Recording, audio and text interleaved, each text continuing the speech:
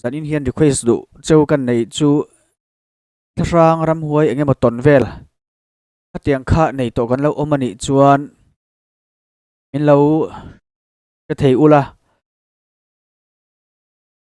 min lo share thei ula ka lom viau ang chuan zaina hian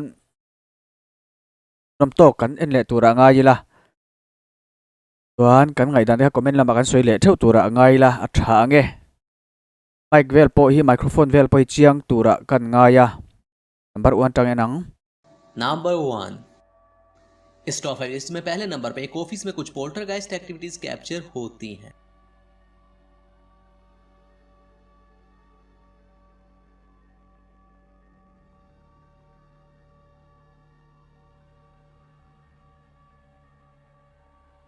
wow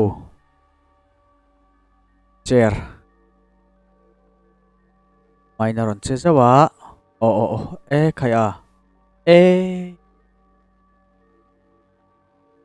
freaking moves, alarms are going off, and this thing is moving, and like I absolutely don't. có đôi nấm lè mà khiên lão phát lão ăn lẽ mày quay tao cái này I'm not digging his shit. gan thil ni le ngala यहाँ पर पड़ी एक motionless chair जिसमें अचानक जान आ जाती है और वो मूव होती हुई कैमरा की आंख में कैद होती है, जिसके बाद एक कॉर्नर में पड़ा एक स्टैंड भी नीचे गिर जाता है। इस ऑफिस और इसमें कैप्चर हुई एक्टिविटीज के बारे में आप क्या कहना चाहेंगे? mal input ni lawin number 2 Spanish team Alberto Del Arco एक हॉन्टेड माने जाने वाले घर को इन्वेस्टिगेट करके बहुत सी क्रीपी एक्टिविटीज को कैप्चर करते हैं। espíritus del otro lado puedan circular. Spanish lampangan niya ni hitikian antingan ya in mase in ki aram chura ni chia lawin yate. Entonces sí hay que tener cuidado con este tipo de cosas. Okay, bien. ¿Qué fue eso? ¿Qué fue? Ay, minor ¿Qué ta. fue eso? No sé, me dice que hay algo. Dice que yo algo, no sé. Ok, muy bien. ¿Qué fue eso? ¿Qué fue? ¿Qué fue eso? No sé, me dice que hay algo. Dice que yo algo, no sé. Ok, muy bien. ¿Qué fue eso? ¿Qué fue? ¿Qué fue eso? No sé, me dice que hay algo. Dice que yo algo. यहाँ अलमारी पर पड़ा एक ऑब्जेक्ट खुद ब खुद नीचे गिर जाता है, जिसके बाद कुछ और एक्टिविटीज भी होती हैं। De los típicos altares.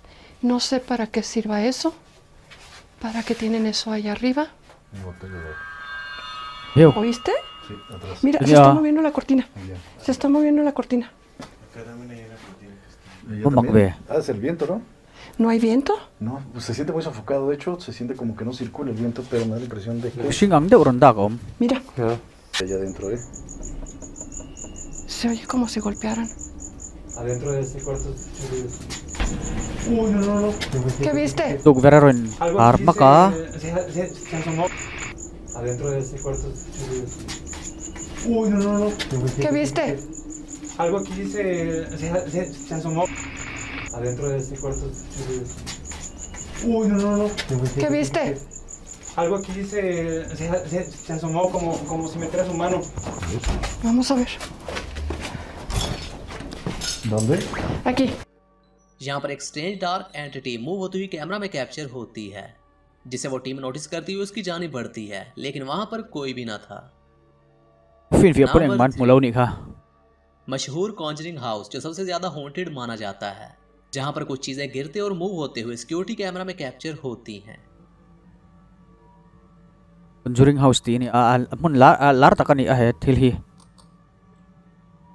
Yan camera khian enge man don. Le kaburon tlatapa. Lokin kan soi fi lok hi le kaburon tlaringot ka. E nu le zel tur kan selova maro chu le kabu khatinga pakhat ron tlaringot ka chu. Anda dan khan zir lo te poni ve thelan dana khan. Sira kilan da khami en da na. Au in le eng mo vela khanin ama kha chu ron tla ve thei thau mai kha chu. Maro chu enge ma bak zel. Kan enang.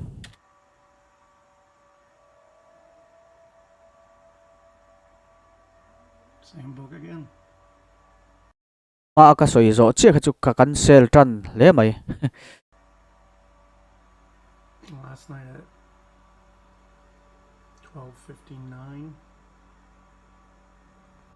यहाँ 2 डिफरेंट जगह पर पड़ी बुक्स नीचे गिर जाती है, जिसके बाद उनके साथ लगा एक दरवाजा भी खुलने लगता है। tlak chu dan kha amaron tlamai chu ni lo deu ni ha makle mai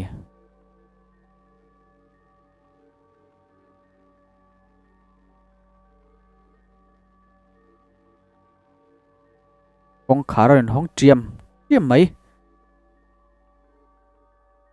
mel zak zak mai a za thak tran viau mai thei यहाँ पर एक खुद ब खुद दरवाजा खुलता हुआ देखा जा सकता है। ये घर तो हॉन्टेड माना जाता है, लेकिन इसमें कैप्चर हुई एक्टिविटीज भी काफी हद तक रियल लग रही हैं। नंबर 4, अरेबिक होस्ट अंडर अहमद सालही एक हॉन्टेड घर में इन्वेस्टिगेशन करने के लिए जाता है, जहां पर वो बहुत सी पैरानॉर्मल एक्टिविटीज को कैप्चर करने में कामयाब भी होता है। amma ina kala बिस्मिल्लाहिर्रहमानिर्रहीम wow ha chu بلش ينزعجوا مني قل هو الله أحد الله الصمد لم يلد ولم يولد ولم يكن إنكم تعطوني إشارة هيا iten rem rem le mai a انزعجوا بسم الله hom chu sia ni جن والله والله بسم الله الرحمن الرحيم ke mu nei mon le في جن في المكان أيوه nghe وحياة الله طلعوا في شو صار بسم الله không mà vring về यहाँ पर उसके और उसके कैमरा के सामने कुछ फर्नीचर मूव होता हुआ उसकी जानिब बढ़ता है, और जब वह जल्दी से उसे देखने के लिए आगे बढ़ता है तो वहां पर कोई भी ऐसा सोर्स ना था। sinh han mu thei em sinh kati aram huai enge mo hati nga roin lar chi kha ni lo mel a tho mang zonga ron cha chi kha ni mel tu na mi kha chu de mani chau chuan aden du viau na rin om जिसके बाद एक किचन में एक नल भी खुद ब खुद चलने लगता है।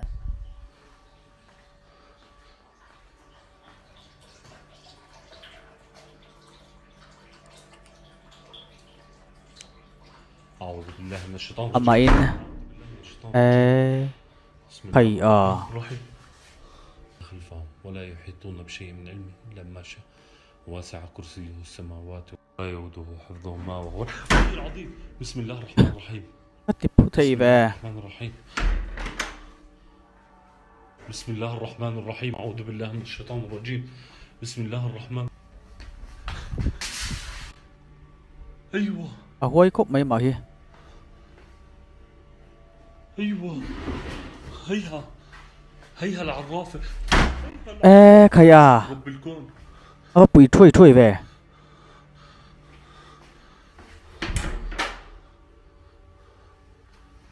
ai ton zek जब zek वो ani एक ber ki haunted room alan में dan investigate hian करने के लिए उसकी जानिब बढ़ता है तो उसका दरवाजा खुद ब खुद बंद हो जाता है।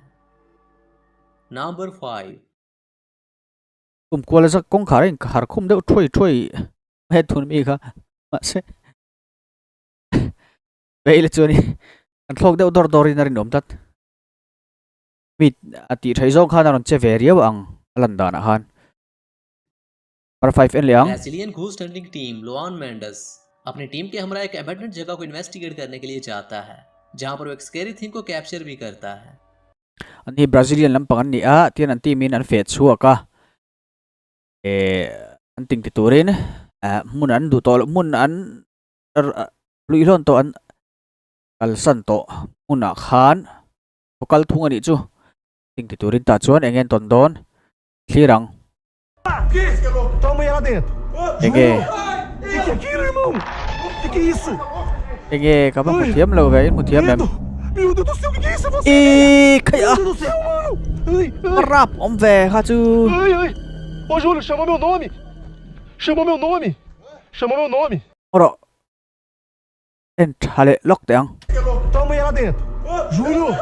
alu O que é aquilo, irmão? O que é alu isso? to mon le ta hen Ai, aba pui ve khaya em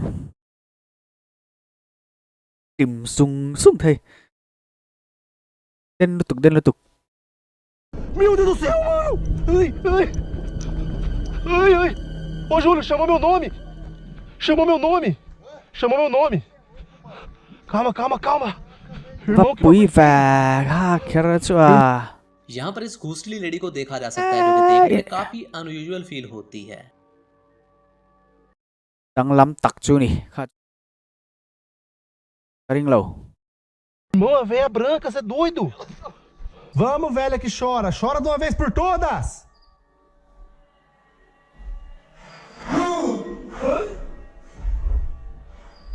Que isso?